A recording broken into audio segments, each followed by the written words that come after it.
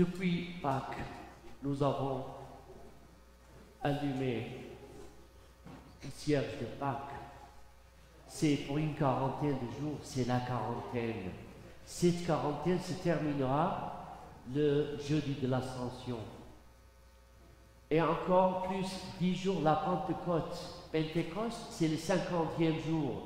Le 50e jour de l'Ancien Testament du peuple hébreu, c'était le 50e jour de l'après-Pâques. Ce sera pour nous la descente de l'Esprit Saint. Et en ces 40 jours, nous sommes comme en une retraite spirituelle pour vivre l'expérience de la résurrection du Christ. Et parfois, nous sommes en quête, en recherche de signes tangibles dans notre histoire, dans l'histoire du christianisme, pour voir comment l'Église vit ce sens de l'éternité. Aujourd'hui, le 22 mai, nous fêtons, l'Église catholique fête la fête de Sainte... de Sainte Rita de Cascia. Oui. Alors, cette fête de Sainte Rita de Cascia donne ce sens de l'éternité aussi, à mon sens, à ce que je vois au cours de l'expérience de l'Église et de l'histoire du salut. Comment? Cette sainte est née en 1381. Elle est morte en 1447. En ses 66 ans, elle a eu une vie bouleversée, une vie divisée en deux parties. Une partie comme mère, épouse et fille, avec une vie bouleversée par les événements de l'assassinat de son mari. Déjà après une belle conversion avec ses prières et le décès de ses deux fils. Et puis, après cela, elle a eu de la difficulté à rentrer au couvent. Mais il y a réussi exceptionnellement par la grâce de Dieu. Et dans les dernières 15 années de sa vie, elle a porté ce que nous appelons les stigmates, comme les stigmates que portait le Saint Padre Pio. Une stigmate, c'était un jour lorsqu'elle a entendu l'homélie du Vendredi Saint, elle était aussi très émue par la passion de Jésus. Elle a demandé qu'une épine soit, au moins une petite épine de sa couronne, soit sur son front. Elle a reçu cette épine, elle a gardé donc cette stigmate de blessure sur son front pour les dernières 15 années de sa vie. C'est pour ça on l'appelle la sainte de l'épine, mais en même temps cette sainte qui avait une certaine fantaisie spirituelle, lorsque dans un jour très neigeux, une voisine est venue lui rendre visite pour lui dire de quoi elle a besoin. Et en ce jour de neige, où la neige couvrait toute la terre, elle dit: j'aurais besoin, si vous allez à ma maison et que vous allez à mon jardin pour prendre une fleur. Alors la voisine a eu pitié d'elle, de sa mentalité. Elle a dit oui, je veux bien. Mais à sa surprise, à son émerveillement, elle est allée voir au jardin et voir qu'il y avait une fleur bien fleurie. Elle le lui a apportée, et c'est ainsi qu'on l'appelle la religieuse de la belle et merveilleuse fleur. Mais ce qu'il y a ce cheminement avec une pauvre religieuse, c'est que le peuple l'a entouré de ses prières et a demandé ses intercessions. Il priait le Seigneur avec l'intercession, ce peuple de Dieu. Il priait le Seigneur en demandant l'intercession de Sainte Rita sous la base une patronne des causes difficiles, comme a été dit par l'ange Gabriel, que rien de difficile n'est au Seigneur. Mais l'Église a accepté cela, a toléré cela. Et elle a eu donc, pour être annoncée, pour être béatifiée, elle a eu besoin de 180 ans pour être béatifiée.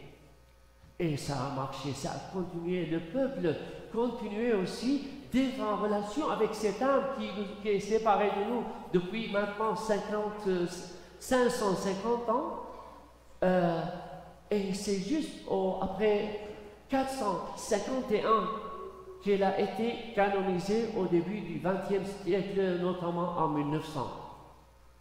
Et lorsque le 22 mai 1957, au cours de ces années de la fête des 500 ans de son départ, l'Osservatore Romano a dit, cette sainte, on peut bien constater que cette sainte a été populaire et qu'elle est d'une popularité internationale, si bien la belle preuve, c'est que les sœurs Augustines ne cessent de recevoir des lettres d'action de grâce pour cette sainte.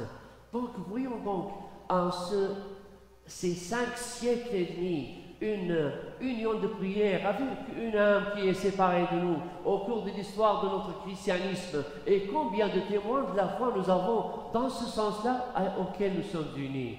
Déjà, les généalogies que nous pouvons voir ici et là marquent dans nos registres quel a été mon parent, ma marraine, où est-ce que j'ai été baptisé. Les gens restent en union de prière avec tous ceux qui nous ont précédés. Et ces gens-là, ces âmes, ces témoins de la foi, tous, ils ont été transformés par ce que nous attendons, ce que aujourd'hui dans l'Évangile, le Seigneur nous a demandé d'attendre, et comme il a demandé aux disciples d'attendre le Paraclète. Le Paraclète, c'est le consolateur, le défenseur, le Saint-Esprit. Et c'est ce Paraclète, c'est ce défenseur, le Saint-Esprit, qui a transformé la vie comme des disciples pour devenir des apôtres partout dans le monde et changer le monde, comme il a changé la vie de Sainte Rita, la conversion de son mari et ainsi des saints de l'histoire. Et donc dans ce sens-là, lorsque nous sommes en retraite de ces 40 jours pour vivre l'expérience de la résurrection du Christ, de son éternité aussi et de notre éternité, c'est aussi un élément, un phénomène, un événement que nous vivons pratiquement nous-mêmes spirituellement en tant que chrétiens. Et cette attitude de pouvoir attendre le Saint-Esprit, non pas comme un souvenir, mais le Saint-Esprit qui vient, qui transforme nos vies, c'est quelque chose qui m'a attiré l'attention ces jours-ci. C'est que parfois à la poste, ou bien à notre boîte postale, nous voyons des petites affiches. Et ces affiches, on les voit à ces 3 couleurs, on dirait que c'est peut-être une réclame de pizza dans les alentours. Et puis, nous recevons une petite affiche. On croit d'abord que c'est une réclame pour un restaurant de pizza. Quel genre de pizza ils ont, quel genre de nourriture. Mais ce n'était pas de la pizza. C'était autre chose. C'était une certaine vente, réclame, mais spirituelle, d'un pain qui nous fait du bien. Car le fait de réclamer, le fait de nous vendre, de vendre nos produits spirituels, de les publier, c'est aussi demandé par le Seigneur qui nous a dit, vous êtes la lumière du monde. Et lorsqu'il a dit cela, c'est-à-dire, montrez-vous qu'une petite ville soit bien vue, qu'un cierge soit bien donne beaucoup de lumière. Et si jamais cette dame-là, la Canaanienne, a crié, c'est qu'elle a fait entendre sa voix à Jésus. Et si Zachée est venu voir Jésus, c'est qu'il a entendu parler de lui ici et là, jusqu'à avoir cette envie de le voir, et qu'il est allé monter sur un arbre. Donc il y a des médias, et les médias, l'Église est invitée à s'en servir pour répondre à cet appel du Seigneur. Alors c'était cette petite affiche que je reçois et qui est à la porte de l'Église aussi, c'est un partage de notre diocèse. Le partage disant, d'abord, il met l'accent sur le jour de l'Ascension qui est donc ce jeudi le 25 mai.